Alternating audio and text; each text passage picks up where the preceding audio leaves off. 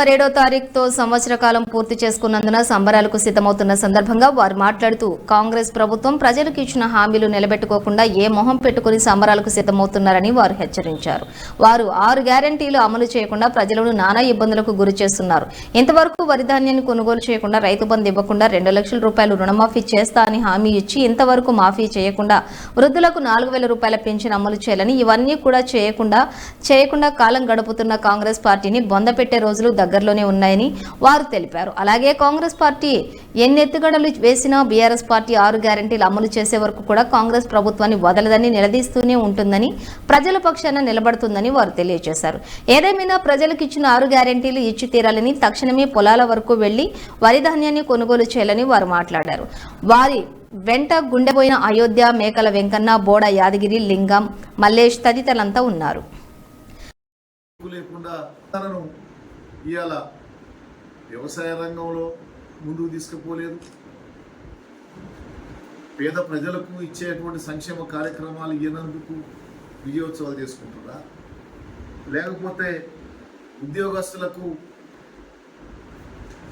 ఏమి టీఏడిఏలు ఇవ్వనందుకు చేస్తున్నారా?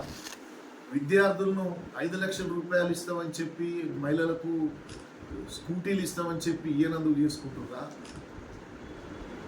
కరెంటు 24 గంటలు నాణ్యమైనటువంటి కరెంటు ఇవ్వలేనందుకు చేస్తుండ్రా? లేకపోతే రైతు బంధు 15,000 ఇస్తామని చెప్పి మోసం చేసి ఓట్లకు ముందు అసలు 10,000 ఇచ్చే దిక్కు లేకుండా ఎగ్గొట్టినందుక? లేకపోతే రైతు బీమా సక్రమంగా ఇయ్యనందుక?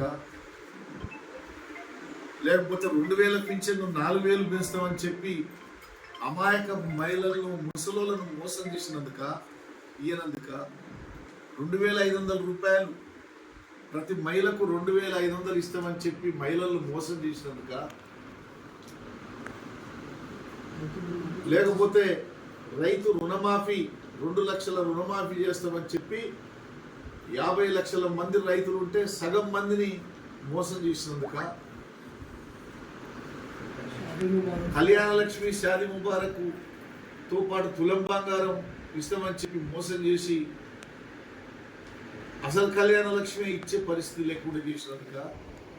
ఇలా పండించిన పంట మా ప్రభుత్వంలో కేసీఆర్ ఎప్పటికప్పుడు కళ్ళాల కాడికి అధికారులను దోలి 2-3 రోజుల్లోనే డబ్బులు ఇచ్చి గిట్టుబాటు ధర ఇచ్చినాం మేము.